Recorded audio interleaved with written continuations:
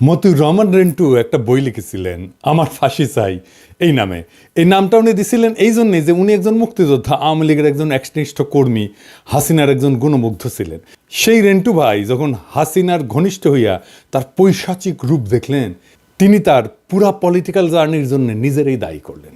তিনি ভাবলেন, আমি কেন এই ভুল করলাম, এই দায় আমার, তাই আমি আমারই ধ্বংস চাই, আমারই ফাঁসি চাই। আমি ঠিক এইভাবেই আমি নিজে চিকিৎসক, ডাক্তার, ভালোবেসেই চিকিৎসা শাস্ত্র পড়ছি। আর এই চিকিৎসা ব্যবস্থায় যে অন্ধকার দিক দেখছি, যার মধ্যে কাজ করছি, তার ফলে আমার নিজের ফাঁসি নিজে চাওয়া ছাড়া মনে হয় মুক্তি নাই।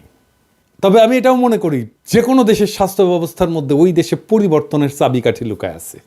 আমি এই স্বাস্থ্য ব্যবস্থার সংকট নিয়ে কথা বলতেছি। এই সংকট কাটানোর জন্য এক বিপুল কাজ আমাদের করতে হবে। বাংলাদেশের স্বাস্থ্য ব্যবস্থার সংকট এবং সেটা থেকে উত্তরণের পথ নিয়ে সংস্কারের লক্ষ্যে একটা কমিটি হয়েছে।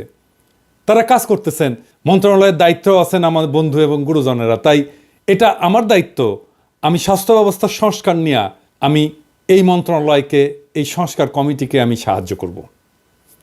2টা এপিসোড করছি, আরও করব। আমি খুবই অবাক হয়েছি, অসংখ্য মানুষ সেই এপিসোডগুলো দেখছে। তার মানে স্বাস্থ্যের মতো বিষয় মানুষের বিশেষ আগ্রহের জায়গা। বাংলাদেশের পুলিশ আর ডাক্তারেরা কিছু মনে করবেন না, বাংলাদেশে এমন কোনো পরিবার নাই যারা স্বাস্থ্য ব্যবস্থা বা পুলিশ দিয়ে ক্ষতিগ্রস্ত হয় নাই। তার মানে এই দুই জায়গায় কি বিপুল আর ব্যাপক মনুমেন্টাল টাস্ক আছে সংস্কারের, সেটা সংশ্লিষ্টরা বুঝতে পারতেছেন কিনা জানি না। কিন্তু আমার মনে হইল যে আমি যেই পাটাতনে দাঁড়ায় সলিউশনগুলো দিয়ে বলতেছি আগের 2 এপিসোডে, সেই পাটাতনে না দাঁড়াইলে আমার সলিউশনটা আমি কেন দিছিলাম সেটা বোঝা যাবে না। আমার সলিউশন কোনো সেন্স মেক করবে না যতক্ষণ পর্যন্ত না যে ইতিহাস বোধের উপরে দাঁড়ায় আমি সলিউশনগুলোর কথা বলতেছি, সেই একই ইতিহাস বোধের উপরে আপনারাও দাঁড়ান, ডাক্তাররাও দাঁড়ায়, স্বাস্থ্য মন্ত্রণালয় দাঁড়ায়, সংস্কার কমিটি দাঁড়ায়। আসেন আমরা আদি ইতিহাস থেকে শুরু করি, চিকিৎসা ব্যবস্থা আর তার বিবর্তনের ইতিহাস দেখি। কোন ভাঙাগড়ার মধ্যে দিয়ে গেছে সেই চিকিৎসা ব্যবস্থা, আজ আমরা যার উত্তরাধিকার। এই চিকিৎসা ব্যবস্থার ফিলোসফিক্যাল জার্নিটা কি, আসেন সেইটা আমরা বুঝে দেখি। সারা দুনিয়াতে স্বাস্থ্য ব্যবস্থার মেরুদণ্ড চিকিৎসক, অথচ এই চিকিৎসকদের বিরুদ্ধে মানুষের পর্বত প্রমাণ অভিযোগ। যে সুস্থ হয়ে বাড়ি যায় সে অভিযোগ করে, যে যায় না সে তো করবেই। তবে এই যে অভিযোগগুলা, এটা যে শুধু বাংলাদেশে তা না, এটা সারা দুনিয়ার চিত্র। কারণটা কি? কারণটা হচ্ছে যে চিকিৎসা শুধু বিজ্ঞান না, এটা একটা আর্ট। সেবাগ্রহিতা হিসেবে থাকে একজন রক্ত মাংসের জীবন্ত মানুষ। সে মানুষটা বাকি সব মানুষের চাইতে আলাদা। তার আলাদা জীবন আছে, সম্পর্ক আছে, স্মৃতি আছে, শিক্ষা আছে।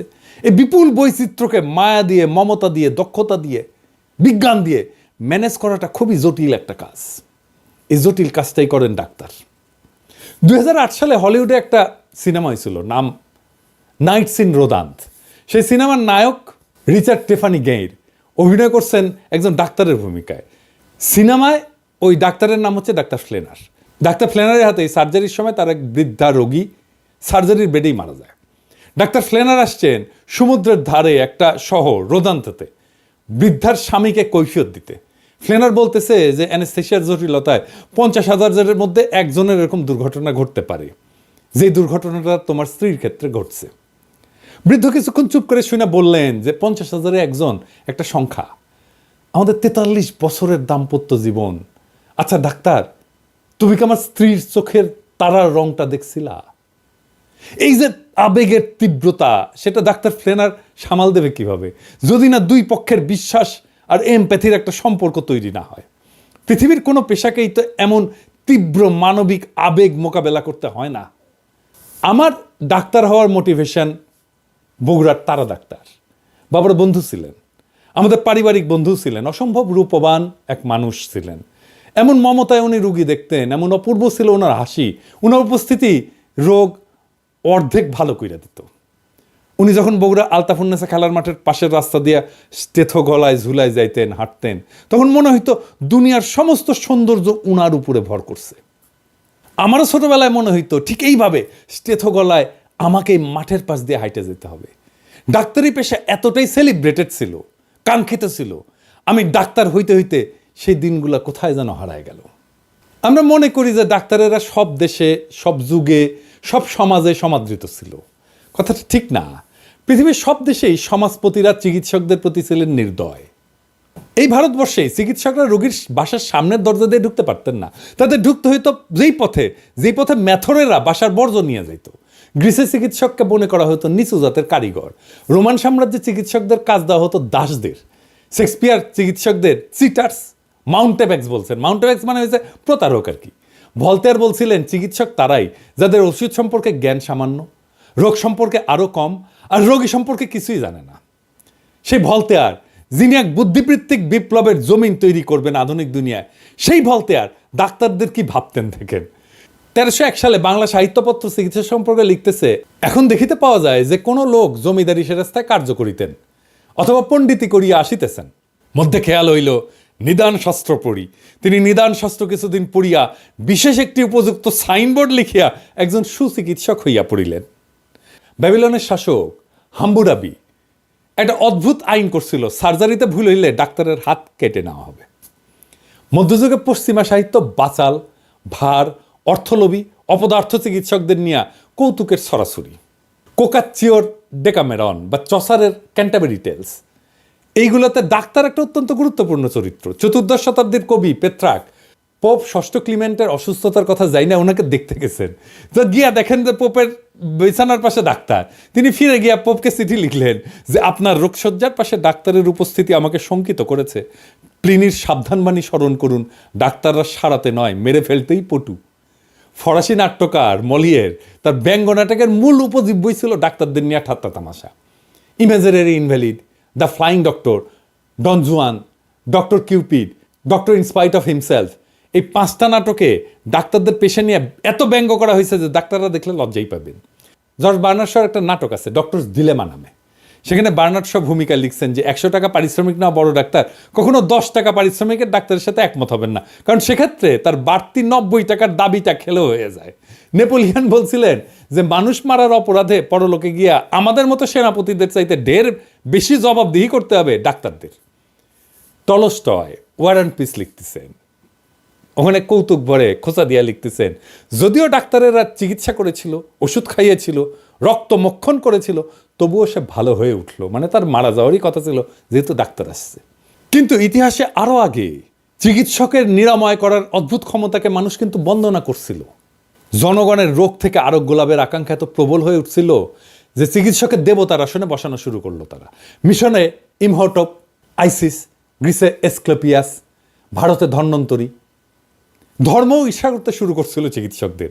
যিশু বলছিলেন যারা ঈশ্বরের অবহেলা বা পাপ করবে তারা চিকিৎসকের হাতে পড়ার মতো শাস্তি পাবে। কিন্তু অলৌকিক নিরাময়ের ক্ষমতা প্রদর্শন হয়ে উঠল মানুষের মন জয়ের অন্যতম উপায়। যিশু নিজেই রোগাক্রান্তকে নিরাময় করে তার ঐশ্বরিক ক্ষমতা প্রমাণ দিয়েছেন। এমনকি গৌতম বুদ্ধ। এখনও ক্যাথলিক ফাদার হওয়ার শর্ত হচ্ছে কমপক্ষে 2টা অলৌকিক নিরাময়ের ক্ষমতা দেখাইতে হবে।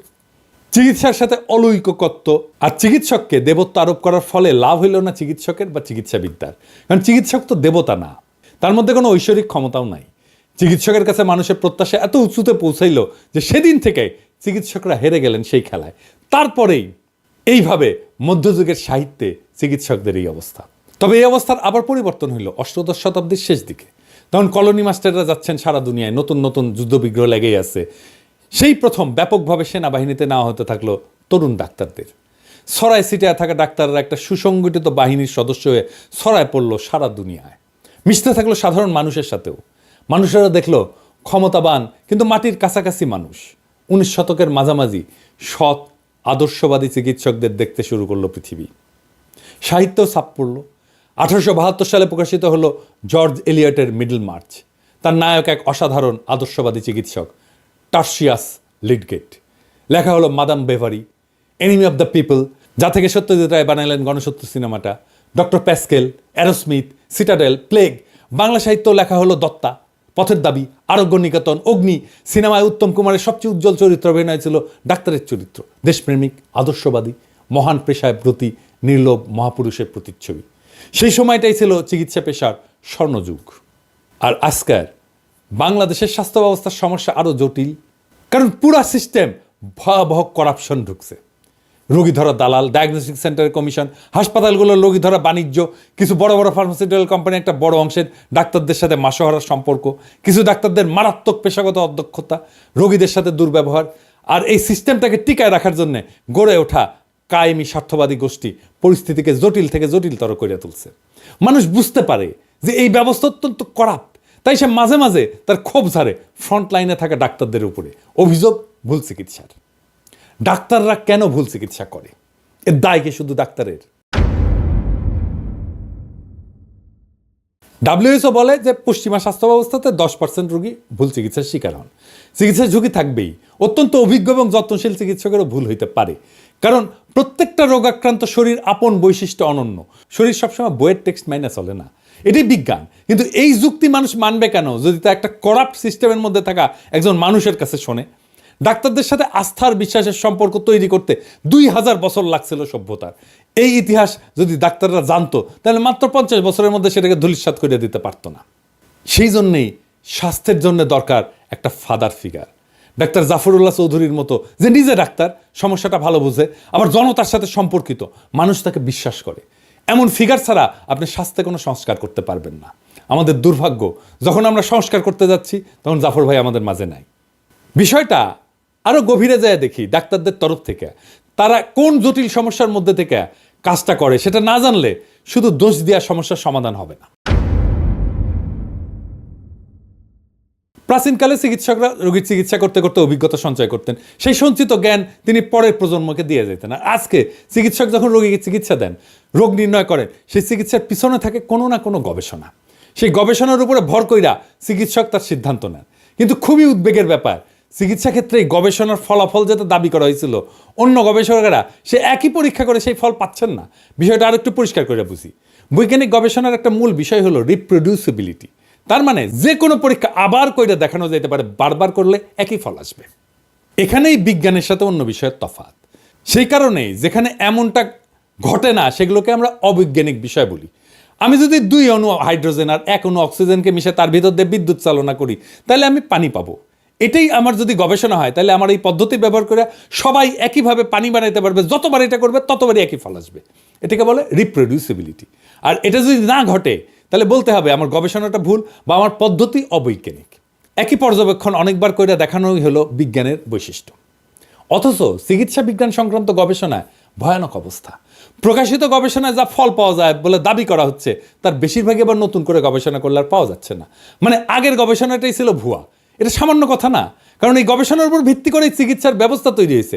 সেই চিকিৎসা লাখো লাখো লোককে দেওয়া হয়েছে। এই দায় কি তাহলে চিকিৎসকের? 2011 সালে আমেরিকার ভার্জিনিয়া বিশ্ববিদ্যালয়ের সাইকোলজিস্ট ব্রায়ান নোসেক তার সহকর্মীদের নিয়ে সাইকোলজির প্রায় 100টা গবেষণা আবার করছিলেন। এই কাজটা ইন্ডিভিজুয়ালি করা হয় না, কারণ বিজ্ঞানীদের যা দিয়ে উৎসাহ দেওয়া হয়, যেমন স্কলারশিপ, পুরস্কার, কমিটি মেম্বারশিপ, এগুলো পাইতে হলে চমকপ্রদ গবেষণার ফলাফল দেখাইতে হয়। তাই আগে হওয়া গবেষণা নিয়ে কেউ আর কাজ করতে চায় না, একই কাজ আর একবার করে দেখতে চায় না। অবাক ব্যাপারে 100টা গবেষণার 3 ভাগের 1 ভাগ গবেষণার ফল ভুয়া। মানে আগের ফলের সাথে নতুন ফল মিলতেছে না। 2015 সালে সায়েন্স জার্নালে প্রকাশিত হয়েছিল সেই ফলাফল, 3 ভাগের 1 ভাগ ভুয়া। তাইলে এই গবেষণাগুলোর উপর ভিত্তি করে যে চিকিৎসা তৈরি হয়েছিল তার 3 ভাগের 1 ভাগ ভুল হবেই, যার দায় চিকিৎসকের না। অনেকে মনে করতে পারেন সাইকোলজিতে মন নিয়ে কারবার, সেই মন তো আসলে ধরা যায় না, তাই হয়তো এরকম অবস্থা। অন্যান্য শাখায় অবস্থাটা হয়তো তেমন খারাপ না, কিন্তু না। 2011 সালে বিখ্যাত ফার্মাসিউটিক্যাল কোম্পানি বায়ার জানাইলো যে ক্যান্সার সংক্রান্ত অনেক গবেষণা তাদের গবেষকরা আবার করে দেখছেন এবং মাত্র 4 ভাগের 1 ভাগ গবেষণার ফল মেলাইতে পারছেন। মানে 75 ভাগ ফল ভুয়া। পরের বছর আরেক ফার্মাসিউটিক্যাল কোম্পানি অ্যামজেন জানাইলো ক্যান্সার সংক্রান্ত বিখ্যাত 53টা গবেষণার মধ্যে মাত্র 6টার ফল তারা আবার মেলাইতে পারছে। মানে শতকরা 89 ভাগ গবেষণার ফল ভুয়া। একজনের গবেষণার প্রাপ্ত ফলের উপরে কাজ করে পরে কেউ একজন কাজ করে, এভাবে বিজ্ঞান আগায় চলে। তাহলে জ্ঞান যা গড়ে উঠছে তা কিসের উপরে গড়ে উঠছে? ভুয়া গবেষণা। Brian Nosek center for open science বলে একটা প্রতিষ্ঠান করছেন। তারা ক্যান্সার সংক্রান্ত 50টা নাম করা গবেষণা প্রবন্ধের ফলাফল পরীক্ষা করে দেখতে শুরু করলেন। 2012 সালে 5টা পরীক্ষা তারা করছিলেন প্রথমে, তার মধ্যে মাত্র 2টা পরীক্ষার ফল মিলছে, তা পুরোপুরি না।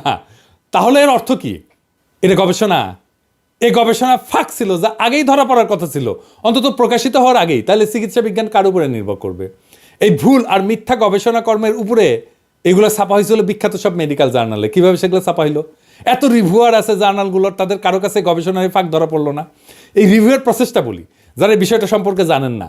ধরা যাক আপনি একটা গবেষণার ফলাফল পাঠালেন একটা জার্নালে ছাপানোর জন্য, সেই লেখাটা কয়েকজন সেই ফিল্ডের কয়েকজন প্রথিতযশা রিভিউয়ারের কাছে পাঠানো হবে রিভিউ করার জন্য, অনেকটা পরীক্ষার খাতা দেখার মতো। তারা সেই গবেষণাটা নিরীক্ষা করে দেখবেন গভীরভাবে যে গবেষণাটা ঠিক আছে কিনা। কিন্তু আসলেই কি তারা খুঁটায় খুঁটায় দেখেন? 1998 সালে বিখ্যাত মেডিকেল জার্নাল ব্রিটিশ মেডিকেল জার্নালের সম্পাদিকা ফিওনা গডলি একটা দুষ্টামি করে পরীক্ষা করছিলেন। তিনি একটা মন গড়া প্রবন্ধ 200 জনকে পাঠাইছিলেন এবং ইচ্ছা করেই 8 ধরনের ভুল ঢুকাই দিছিলেন। কেউই 8টা ভুল ধরতে পারেনি। 200 জনের কেউ 8টা ভুল ধরতে পারেনি। গড়ে সবাই 2টা করে ভুল ধরতে পারছিলেন। ইন্টারেস্টিং ফাইন্ডিংস এটা। আগের যে উদাহরণগুলো দিলাম সেখানেও দেখছেন 1/4 গবেষণা আসলে ভালো, 3/4 গবেষণা আসলে ভুয়া। হার্ভার্ডের একজন বিজ্ঞানী জন বোহানান একটা ধুনফুন গবেষণাপত্র যার পুরাটাই ভুয়া, তিনি সেটা 304টা জার্নালে পাঠাইছিলেন। সে বানায় লেখা গবেষণায় লাইকেন জাতীয় একটা গুল্মের ক্যান্সার রোধী কার্যকারিতা নিয়ে তথাকথিত গবেষণায় গালগল্প করছিলেন। আশ্চর্য কথা, কেউই এই গালগল্প ধরতে পারেনি, কেউ না। অর্ধেকের বেশি জার্নাল লেখাটা উৎসাহ নিয়ে ছাপতে চাইছিল। কাণ্ড দেখেন। এই যে ভুলগুলো হচ্ছে তার সবই যে ইচ্ছা করে করা হচ্ছে তা না। কেন এই ভুলগুলো হয় আমি সেই গভীর আলোচনায় আর গেলাম না, আপনাদের বিরক্তির উৎপাদন হবে। তবে আমাদের দৈনন্দিন জীবন থেকে একটু উদাহরণ দিয়ে দেওয়ার চেষ্টা করি কীভাবে ভুলগুলো হয়। যখন আমরা কোনো বিশেষ মতবাদকে মনে প্রাণে বিশ্বাস করি তখন চারপাশের পৃথিবীর খবরাখবরের মধ্যে সেই মতবাদের সমর্থন খুঁজি। এটার ইংরেজিতে বলে কনফার্মেশন বায়াস। যদি আমাদের সামনে রাখা সেই তথ্যের মধ্যে আমরা মতবাদের সমর্থন খুঁজে না পাই তখন খবরটাকে গাঁজাঘুরিয়ে বলে মনে করি। বিজ্ঞানের জগতে এমনটা ঘটে। আমার হাইপোথিসিসের সাথে যদি তথ্য মিলে যায় সেটা ভুল হইলেও আমরা অনেক সময় গ্রহণ করে ফেলি। ব্রিটিশ মেডিকেল জার্নাল বলছে যে প্রকাশিত গবেষণার মাত্র 5% পাতে দেওয়ার মতো গবেষণা। প্রত্যেক মিনিটে প্রায় 2টা মেডিকেল গবেষণা প্রকাশিত হচ্ছে, আর যারা প্রকাশ করতেছে তারা বিলিয়ন বিলিয়ন ডলার কোম্পানি। এলসেভিয়ার পৃথিবীর সবচেয়ে নামি মেডিকেল প্রকাশনা কোম্পানির বছরের সেলস 3 বিলিয়ন পাউন্ড আর প্রফিট প্রায় 1 বিলিয়ন পাউন্ড। এমনকি এরা ফার্মাসিউটিক্যাল কোম্পানির কাছ থেকে টাকা নিয়ে ট্রেস ছাপায়। আর 99% ডাক্তারেরা আসলে পড়ে না, আর বাকি 1% ডাক্তারেরা পড়তে পারে না গবেষণা কর্ম। তাই তাদের ইনফরমেশনের সোর্স হয়ে ওঠে ফার্মাসিউটিক্যাল কোম্পানি। আমার কথা না, গবেষণার কথা। এই যে গ্যাবে অ্যান্ড লি মে তাদের গবেষণার ফাইন্ডিংস এভাবে লিখছেন যে clinicians rarely accessed, appraised and used explicit evidence directly from research or other formal sources. তার মানে হইতেছে চিকিৎসকেরা কদাচিৎ গবেষণা বা ফর্মাল সোর্স থেকে এভিডেন্স কালেক্ট করে। এর ফলে যারা মার্কেটিং আর প্রমোশনে বিলিয়ন ডলার খরচ করে তাদের প্রভাবে ডাক্তাররা এমন সব ওষুধ লেখে যা ক্ষতিকর বলে চিহ্নিত হয়েছে। এর মধ্যে 1998 সালে আমেরিকার 5টা ওষুধকে প্রত্যাহার করা হয়েছিল যেগুলো রোগীর কোনো উপকার তো করেই না, ক্ষতি করছিল। তার মধ্যে ছিল অ্যালার্জির ওষুধ, মেদ কমানোর ওষুধ, কোনো প্রাণঘাতী রোগ চিকিৎসার ওষুধ কিন্তু না।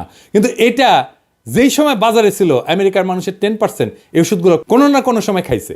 এই ওষুধের অ্যাপ্রুভালের সময় যে ডেটা দেওয়া হয়েছিল সেগুলো ছিল ভুয়া। এ দায় তাহলে কার? এমন মিথ্যা আর গাঁজাখুরি জিনিস গবেষণা বলে প্রকাশিত হয়েছিল নামকরা জার্নালে। 2001 সালে 40টা গবেষণা কর্মকে প্রত্যাহার করা হয়েছিল। 10 বছর পরে এই সংখ্যা বেড়ে দাঁড়িয়েছিল 400-র বেশি। অর্থাৎ মোট গবেষণার সংখ্যা বাড়ছিল মাত্র 1.5 গুণ।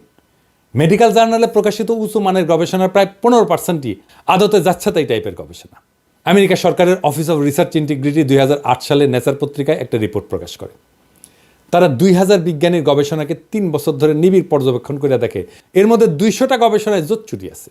প্রেডেটরি জার্নাল বলে মেডিকেল সায়েন্সে এক ধরনের জোচ্চুরি জার্নাল হয়েছে যেখানে আপনি মোটামুটি যা খুশি তাই ছাড়তে পারবেন, শুধু কিছু নগদ নারায়ণ ধরাই দিতে হবে আর কি। সহকারী অধ্যাপক থেকে সহযোগী অধ্যাপক, আবার সহযোগী অধ্যাপক থেকে অধ্যাপক হওয়ার জন্য মানে প্রমোশনের জন্য প্রকাশিত গবেষণা লাগে। বাংলাদেশে একসময় এক বিখ্যাত প্রফেসর দৈনিক পত্রিকায় প্রকাশিত স্বাস্থ্য বিষয়ক একটা নিবন্ধ জমা দিয়া অধ্যাপকের পদ বাগাই নিয়েছিলেন। আমি হিসাব দিতে পারবো না প্রেডেটরি জার্নালে লেখা দিয়া কত অধ্যাপকের পদ বাংলাদেশের ডাক্তাররা বাগাই নিয়েছেন। তবে কেউ কেউ যে বাগাইছেন সে অনুমান অবশ্যই করা যায়, কারণ এই প্রেডেটরি জার্নালে আমার বন্ধু দেশের ডাক্তারদের লেখাই 50%-এর বেশি। ফার্মাসিউটিক্যালস কোম্পানি যদি চিকিৎসকের ক্লিনিক্যাল জাজমেন্টকে প্রতিস্থাপন করে তাহলে রোগী কি চিকিৎসা পাবে? গবেষণার নামে ট্র্যাশ যদি ভরতে থাকে মাথায়, কোনটা গবেষণা আর কোনটা ট্র্যাশ এটা বোঝার দক্ষতা যদি না থাকে তাহলে রোগী চিকিৎসা পাবে? রোগী যে শুধু চিকিৎসা পায় না এটা সে তার কমন সেন্স দিয়ে বোঝে, তাই তার ক্ষোভ মাঝে মাঝে ছাই চাপা আগুনের মতো উদ্গীরিত হয়। সে স্বাস্থ্যকর্মীর উপরে ঝাঁপায় পড়ে। ডাক্তাররা সারা দুনিয়াতে কর্মক্ষেত্রে হিংসার শিকার হন। এই হিংসার বিস্তার এতই বিশাল যে 2002 সালে ডাব্লিউএইচওকে world report on violence and health প্রকাশ করতে হয়েছিল। ডাব্লিউএইচওর মতে 38% চিকিৎসক এবং স্বাস্থ্যকর্মী সারা জীবনে অন্তত একবার ভায়োলেন্সের শিকার হন। বিশাল ঘটনা, দুনিয়াতে কোনো পেশার ক্ষেত্রে এটা ঘটে না। আমি আলোচনায় গভীরে যাওয়ার আগে আপনাদের একটা বিষয় স্মরণ করে দিতে চাই। খেয়াল করলে দেখবেন ভায়োলেন্সের শিকার চিকিৎসক এবং স্বাস্থ্যকর্মীদের প্রায় সবগুলাই সরকারি বা পাবলিক। 2021 সালে বাংলাদেশের চিকিৎসক নিগ্রহের যে ঘটনাগুলো ঘটছে তা নিয়ে একটা গবেষণা প্রকাশিত হয়েছে। তাতে দেখা যাচ্ছে যে সমস্ত স্বাস্থ্যকর্মী কর্মক্ষেত্রে ভায়োলেন্সের শিকার হয়েছে তার 91% সরকারি ডাক্তার বা স্বাস্থ্যকর্মী। আউটডোর সার্ভিসের 80% আর ইনডোর সার্ভিসের 60% দেয় প্রাইভেট সেক্টর। অথচ কি অবাক বিষয়, পাবলিক সেক্টরের চিকিৎসক সংখ্যায় কম সার্ভিস দেওয়া বেশি পরিমাণে ভায়োলেন্সের শিকার হচ্ছে। আমি যেদিন এই ভিডিও রেকর্ড করি সেদিনই চিকিৎসা বিজ্ঞানের গবেষণা সংক্রান্ত ডেটাবেজ মেডলাইনে ভায়োলেন্সে কিওয়ার্ড দিয়ে সার্চ দিলাম, দেখেন কি বিপুল পরিমাণে ভায়োলেন্স সংক্রান্ত আলোচনা আর গবেষণা মেডিকেল মহলে বাড়ছে। এই গ্রাফে অবশ্য এটাও দেখতে পারবেন যে চিকিৎসা বিজ্ঞান ভায়োলেন্স সংক্রান্ত আলোচনা শুরুই হয়েছে 80-র দশক থেকে। এখন প্রশ্ন হচ্ছে এই ভায়োলেন্স কিভাবে থামানো যাবে? তাহলে আমাদের দেখতে হবে ভায়োলেন্সের উৎস কি। বাংলাদেশের জিডিপির অনুপাতে হেলথ বাজেট 2012 সালের পর থেকে ক্রমাগত কমছে। এখন মোটামুটি জিডিপির 2%, দক্ষিণ এশিয়া এটা প্রায় 5.5%। প্রাইভেট সেক্টরে চিকিৎসা ব্যয় মেটাতে বছরে 4% মানুষ দারিদ্র সীমার নিচে চলে যাচ্ছে। বাংলাদেশে এক বছরে দরিদ্র কমে 1 থেকে 2%। শুধু চিকিৎসার ব্যয় মেটাতে গিয়ে দারিদ্র সীমার নিচে চলে যায় প্রত্যেক বছর 4% মানুষ। বাদরের তৈলাক্ত বাস ব্যয় ওঠার উপমার সাথে এটার কিন্তু মিল আছে। এর আবার গালভরা একটা নাম আছে, মেডিকেল পভার্টি ট্র্যাপ বা দারিদ্র ফাঁদ। হার্ভার্ড মেডিকেল স্কুলের সোশ্যাল মেডিসিনের শিক্ষক পল ফার্মার এটাকে বলছেন স্ট্রাকচারাল ভায়োলেন্স। এর অর্থ হচ্ছে জাত, ধর্ম, লিঙ্গ, বর্ণ বৈষম্য, রাজনৈতিক হিংসা, যুদ্ধ, সামাজিক অর্থনৈতিক অসাম্য এসব কিছুই নির্ধারণ করে কে অসুস্থ হয়ে পড়বে এবং মেডিকেল সার্ভিস নিতে পারবে। তার মানে আপনি একজন স্বাস্থ্যকর্মী হয়ে এই বাজেটে কাজ করে নিজেই স্ট্রাকচারাল ভায়োলেন্সের অংশ হচ্ছেন। রোগীরা স্ট্রাকচারাল ভায়োলেন্সের শিকার হয় প্রথমে। ডাক্তার না জেনে না বুঝে স্ট্রাকচারাল ভায়োলেন্সের অংশ হয়ে যান। রোগীর স্বজনেরা সেই স্ট্রাকচারাল ভায়োলেন্সের ফিজিক্যাল এমবডিমেন্ট হিসেবে দেখে একজন ডাক্তারকে। তাই পাল্টা আক্রমণের লক্ষ্য হয় সে। আপনি স্বাস্থ্যকে প্রায়োরিটি না দিলে স্ট্রাকচারাল ভায়োলেন্স কমবে না। আপনি দেখবেন এই জুলাই আগস্ট বিপ্লব যোদ্ধাদের সুচিকিৎসার ব্যবস্থা করতে পারলো না স্বাস্থ্য মন্ত্রণালয়। ওই যে প্রায়োরিটি মনেই করলো না যে কাজটা জরুরি। যে মন্ত্রণালয় 20 থেকে 25,000 আহত ছাত্র জনতাকে সার্ভিস দিয়ে তৃপ্ত করতে পারে না, সে 18 কোটি জনতাকে কিভাবে তৃপ্ত করবে? এটাই তো ছিল স্বাস্থ্য মন্ত্রণালয়ের জন্য অ্যাসিড টেস্ট। স্বাস্থ্য যে জাতীয় উন্নয়নের জন্য, অর্থনৈতিক উন্নয়নের জন্য একটা পূর্ব শর্ত, এটা না বুঝে আমাদের নীতি নির্ধারকেরা, না আমাদের হেলথের লিডাররা বুঝাইতে পারে নীতি নির্ধারকদের। এ বিষয়টা বুঝে দেখি। 2010 সালে একটা ইন্টারেস্টিং প্রবন্ধ প্রকাশিত হয়েছিল, nuclear weapons and neglected diseases the 10,000 to 1 gap শিরোনামে। এই প্রবন্ধে বলা হয়েছে 11টা পারমাণবিক শক্তিধর দেশ $10 ট্রিলিয়ন বেশি ব্যয় করছে অস্ত্র তৈরি এবং মেনটেন্যান্সে। আর সারা পৃথিবীতে 80 কোটি মানুষ কৃমিতে আক্রান্ত যে হয় তার বেশিরভাগই নিম্ন বা মধ্য আয়ের পারমাণবিক শক্তিধর দেশ। যেমন ইন্ডিয়াতে 14 কোটি, চীনে 8.5 কোটি। নেগলেক্টেড ডিজিজ কন্ট্রোলের জন্য বরাদ্দ সারা দুনিয়ায় $1 বিলিয়ন কম। অর্থাৎ $10 ট্রিলিয়ন পারমাণবিক অস্ত্র সম্ভারের 10,000 ভাগের 1 ভাগেরও কম। 2010 সালে ল্যান্ডসেটের 2 জানুয়ারি আরেকটা প্রবন্ধ প্রকাশিত হয়েছিল, neglected topical disease beyond the tipping point শিরোনামে। ওখানে প্রবন্ধকার বলছে যে ওভারসিজ ডেভেলপমেন্ট ফান্ডের মাত্র 0.6% বরাদ্দ আছে নেগলেক্টেড টপিক্যাল ডিজিজের জন্য। মাইকেল মমার্ট এসব বিশ্লেষণ করে বলছিলেন যে স্বাস্থ্য হইল দীর্ঘ সামাজিক প্রক্রিয়ার পরিণতি এবং ফলাফল। এই যে স্ট্রাকচারাল ভায়োলেন্স, তার শিকার হচ্ছে সাধারণ মানুষ, যাদের এই ভায়োলেন্সে কোনো ভূমিকা নাই, ভাষ্য নাই, কোনো অবস্থিতিও নাই। বাংলাদেশের মানসিক চিকিৎসকরা সম্প্রতি বলছেন যে বাংলাদেশের 4 জনের মধ্যে 1 জন মানসিক রোগে ভুগতেছেন। প্রত্যেক বছর 10,000 জন মানুষ আত্মহত্যা করতেছে। এর কারণ হিসাবে বেকারত্ব, হতাশার কথা বলছেন ডাক্তাররা সাহেবেরা। এটা খুব গুরুত্বপূর্ণ কথা বলছেন, তা হচ্ছে বিচারহীনতা। তার মানে সাম্য এবং ন্যায় বিচার শুধু রাষ্ট্রের স্বাস্থ্যের জন্যই জরুরি না, ব্যক্তির স্বাস্থ্যের জন্যও জরুরি। ভায়োলেন্সের the medicine the necessary politics of public health প্রবন্ধে বলা হয়েছে এই ভায়োলেন্সের ট্রিগারিং ফ্যাক্টরগুলোর সামাজিক এবং রাজনৈতিক ডাইমেনশন আছে। ভায়োলেন্সের প্রশ্নের সাথে জড়ায় আছে গ্লোবালাইজেশনের বিতর্ক। আলমা তার প্রাইমারি হেলথ কেয়ারের ঐতিহাসিক ঘোষণায় স্বাস্থ্য নিশ্চিত করার শর্ত হিসেবে শান্তি নিশ্চিত করার কথা বলা হয়েছিল, রাষ্ট্রীয় সংঘাত বন্ধ করার কথা বলা হয়েছিল, আর নিরস্ত্রীকরণের উপরে জোর দেওয়া হয়েছিল। ডাক্তারির খুব একটা অন্তর্গত দার্শনিক কন্ট্রাডিকশন আছে। আপনি খেয়াল না রাখলেই পা স্লিপ কাটবেন। এটা যে শুধু ডাক্তারদের বুঝলে হবে না, এটা বুঝতে হবে সবাইকেই। কত ধরনের সূক্ষ্ম সূক্ষ্ম ফাঁদ আছে, ট্র্যাপ আছে, পিছল জায়গা আছে, যেটা আমাদের খুব গভীরভাবে বোঝা দরকার। তাছাড়া শুধু ডাক্তারদের দোষী দেবেন কিন্তু ফল আসবে না। সংস্কারের কথা বলবেন, সংস্কার হবে না। কারণ মূল সমস্যার গভীরে যে বুঝতে হবে কোথায় সমস্যা। এই যে মেডিসিন শাস্ত্র বা চিকিৎসাবিদ্যা, এটার অন্তর্গত একটা হিংসার উপাদান আছে। একদিকে মেডিসিন আর্ট অফ হিলিং, আরেকদিকে রোগের হন্তারোগ। দুই ক্ষেত্রেই মেডিসিনের কেন্দ্রে আছে মানুষ। মেডিসিনের ঐতিহাসিক বিবর্তনের মাঝে অন্তর্গত যে দ্বন্দ্ব এবং টানাপোড়েন আছে, এইটা নিয়ে দেরিদার একটা লেখা আছে প্লেটোস ফার্মেসি নামে, আগ্রহীরা পড়ে দেখতে পারেন। সেখানে তিনি বলছেন ফার্মাকন এই শব্দটার অর্থ একদিকে বিষ, আরেকদিকে অমৃত বা নিরাময়কারী। মেডিসিনও তাই। আবার দেখেন, আমরা রোগকে দেখি বায়োলজির দৃষ্টিতে, কিন্তু রোগকে বায়োলজির দৃষ্টিতে দেখার একটা বিপদ আছে।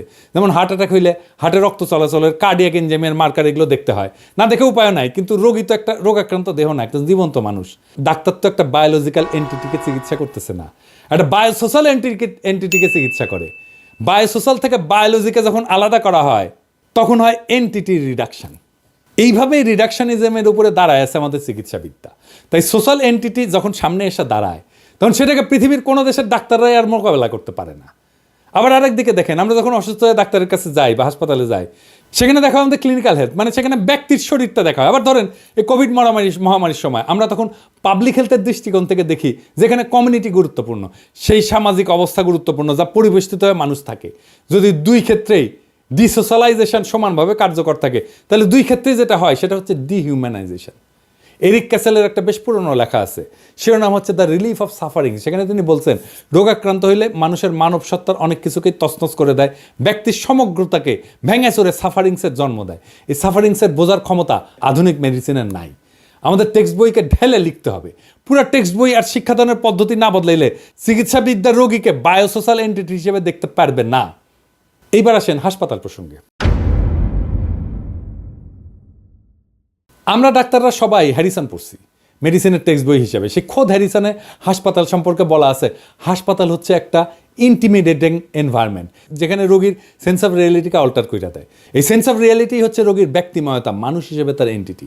সেটা হারায় গেলে রোগী তার নিজস্ব জগৎকে হারায় ফেলে। সে হয়ে যায় একটা বেড বা কেবিন নাম্বার। হাসপাতালে এসে ব্যক্তিময়তা হারায়, নৈর্ব্যক্তিক হয়ে যায়। আমরা নিজেরা বলি না বেড নাম্বার 14 রোগী, বেড কেবিন নাম্বার 1001 রুগী, বা অমুক প্রফেসরের রুগী, বা হাইপোথাইরয়েডের রুগীটা, বা রোগীর সেই হারায় ফেলা জগৎ এবং হাসপাতালের নৈর্ব্যক্তিক কেস নাম্বার দেয়া সাজানো জগতের দুর্বল লিঙ্ক হচ্ছে একজন ডাক্তার এবং তার ব্যক্তিময়তা। অথচ একজন ডাক্তার যখন গড়ে উঠতে থাকে, সে তার ব্যক্তিময়তা হারায় ফেলতে থাকে, তার জগৎ সম্পর্কে রিয়ালিটি বদলাইতে থাকে। বাইরন গুডের একটা অ্যানথ্রোপোলজিক্যাল স্টাডি আছে এই নিয়ে, শিরোনাম medicine, rationality and experience on anthropological perspective. এই বইয়ে তিনি দেখাইছেন যে কিভাবে মেডিকেল স্কুলে শুধু নতুন শব্দই শেখানো হয় না, চিকিৎসা শিক্ষার্থীর এক নতুন জগৎকে নির্মাণ করা হয়। একজন শিক্ষার্থীর ভিজুয়াল মেটাফোর বদলায় যায়। অ্যানাটমির কাছে ত্বক, যা অনুভূতির অঙ্গ, তা হয়ে ওঠে একটা শিক্ষার সামগ্রী, যা মাইক্রোস্কোপের নিচে দেখার অবজেক্ট। মোদ্দা কথা, চিকিৎসাবিদ্যা চিকিৎসককে যে বিপুল জ্ঞান সম্ভার দেয়, তাতে রোগী নিজের দেহ এবং অস্তিত্ব সম্পর্কে একটা হীনমন্যতায় ভোগে। এটাকে দর্শনের ভাষায় বলা হয় এপিস্টেমোলজিক্যাল হাইপোকন্ড্রিয়া। এই এপিস্টেমোলজিক্যাল হাইপোকন্ড্রিয়ার এক ধরনের নমনীয় হিংসা, এবং এই হিংসা ধারণ করেন চিকিৎসক নিজেই। আপনি খেয়াল করলে দেখবেন, কিছু ডাক্তার তার রোগীকে অবলীলায় বলে, আপনি বুঝবেন না, আপনি কি ডাক্তার? আমি নিজে ডাক্তার হয়ে শুনি, আপনি কি স্পেশালিস্ট? আমি যদি স্পেশালিস্ট হয়ে প্রশ্নটা করতাম তখন কি বলতো আল্লাহই মালুম। আর্থার ক্লিনম্যানের একটা বই আছে, বেশ পুরানো কিন্তু প্রাসঙ্গিক। বইটার নাম ইলনেস ন্যারেটিভ। তিনি বলছেন, ডাক্তারদের সিলেবাসে এই বিশ্বাস জন্মানো হয় যে ডাক্তারদের জানা প্রয়োজন শুধু রোগের বায়োলজি, রোগের সাইকোলজিক্যাল, সোশ্যাল, কালচারাল অ্যাসপেক্ট জানাটা জরুরি না। ফলে একটা রোগ যখন রোগীর জীবনে একাধিক অর্থ নিয়ে হাজির হয়, সেটাকে বায়োমেডিক্যাল মডেলের মধ্যে ধরার চেষ্টা করা হয়। তখন শুরু হয় প্রসেস অফ ডিহিউম্যানাইজেশন। অথচ আমরা যেদিকে তাকাই না কেন, চারিদিকে আছে মানুষ, তার সমস্ত আকাঙ্ক্ষা, অপ্রাপ্তি, অসাম্য নিয়ে। সে মানুষকে বাদ দিয়ে আমরা হামলায় পড়ি তার রোগের উপরে। রোগীর মধ্যে হাজির থাকা বায়োসোশ্যাল এন্টিটির বদলে রোগের উপরে হামলায় পড়ার ঘটনা ঘটে মেডিকেল ইন্ডাস্ট্রিয়াল কমপ্লেক্সের নিপুণ পরিচালনায়। কি এই মেডিকেল ইন্ডাস্ট্রিয়াল কমপ্লেক্স? 1980 সালের 23 October New England journal of মেডিসিনের সম্পাদক আর্নল্ড রেনম্যান একটা সারা জাগানো প্রবন্ধ লিখছিলেন, the new medical industrial complex নামে। তিনি পাঠকদের সতর্ক করে দিয়ে বলছিলেন যে এই মেডিকেল ইন্ডাস্ট্রিয়াল কমপ্লেক্স আমাদের ফিউচার মেডিকেল সিস্টেমের দখল নিয়ে নেবে, কিন্তু তারা আমাদের অ্যাকচুয়াল হেলথ প্রায়োরিটিকে গুরুত্ব দেবে না। তাই কিন্তু হয়েছে আজ প্রায় $11 ট্রিলিয়ন বাণিজ্য ক্ষমতা সম্পন্ন হেলথ কেয়ার ইন্ডাস্ট্রি প্রায়োরিটি কি? এদের প্রায়োরিটি টাকা চুল গজানোর ওষুধ বা পৌরুষ জাগ্রত করার ওষুধ। টিবির ওষুধ আসেনি আজ পর্যন্ত 50 বছর। রিফাম্পিসিন কিন্তু টিবির ওষুধ হিসেবে আবিষ্কার হয়নি, লেপ্রোসির ওষুধ হিসেবে আবিষ্কার হয়েছিল, জানেন নিশ্চয়ই। ফাইলিয়ার বা কৃমির ওষুধ তৈরি হয় না। আরেকটা জায়গায় যেখানে তারা ওষুধ তৈরি করে সেটা হচ্ছে ক্যান্সারের ওষুধ, কারণ ক্যান্সার রোগীর পরিবার আর তার স্বজনদের অসহায়ত্বকে ক্যাপিটালাইজ করে সর্বোচ্চ মুনাফা তৈরির সুযোগ তৈরি করে দেয়। আর চিকিৎসা সেবায় যে মেটাফর ব্যবহার করা হয় সেটাও চিকিৎসা ব্যবস্থাকে ডিহিউম্যানাইজ করে। মেটাফর সবসময় সামরিক।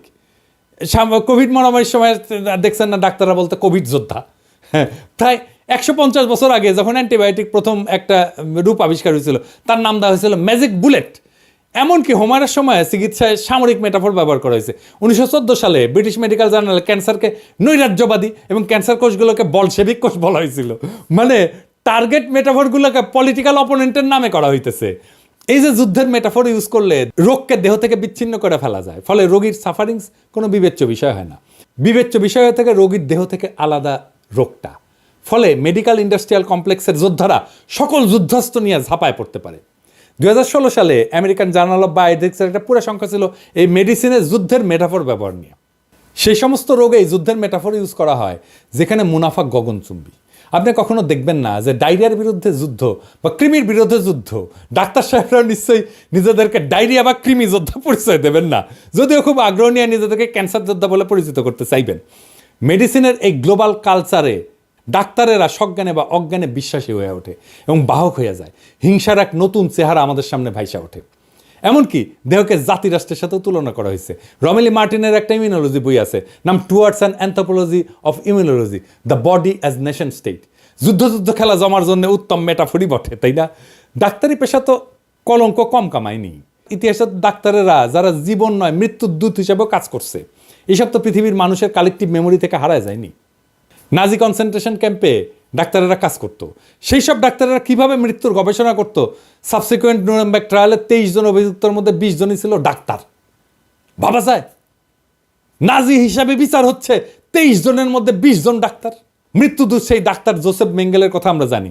সে কনসেন্ট্রেশন ক্যাম্পে পেট্রোল থেকে শুরু করে হেন কেমিক্যাল নাই যা বন্দীদের শরীরে পুষ না করতো গবেষণার নামে। এই বদমাইশ গ্রেপ্তারেরা ব্রাজিলে স্বাভাবিকভাবে মৃত্যুবরণ করে। সেই দিনগুলো কি শেষ হয়েছে? না, হয়নি তো। 2004 সালে ল্যান্ডসেটে আবু গ্রাইব কারাগারে ডাক্তারদের সেই একই নাজি বদমাইশি নিয়ে একটা আর্টিকেল ছাপা হয়েছে, Abu Ghraib its legacy of military medicine নামে। আরও 2টা আর্টিকেল আছে নিউ ইংল্যান্ড জার্নাল অফ মেডিসিনে, উইদাউট কনসাস আর when doctors go to war. 2টাই 2005 সালে প্রকাশিত। আগ্রহীরা পড়তে পারেন, অনলাইনে আছে। এই দুঃস্বপ্ন কি শেষ হয়েছে? না, হয়নি। এমনকি হার্ভার্ডে এখন গবেষণা হচ্ছে কগনিটিভ নিউরোসায়েন্সে। কী জন্য জানেন? যারা আমেরিকান রাষ্ট্রের বিরুদ্ধে যুদ্ধ ঘোষণা করছে, অর্থাৎ হার্ডকোর টেরোরিস্ট, তারা দৈহিক আর মানসিক অত্যাচারে ঠিক কোন পর্যায়ে গিয়ে ভেঙা পড়তে পারে তার ব্রেন ম্যাপিং করা, মস্তিষ্কের ফিজিওলজিতে কী কী বায়োকেমিক্যাল পরিবর্তন ঘটে সেটা পরিমাপ করা। কি ভয়ানক অবস্থা!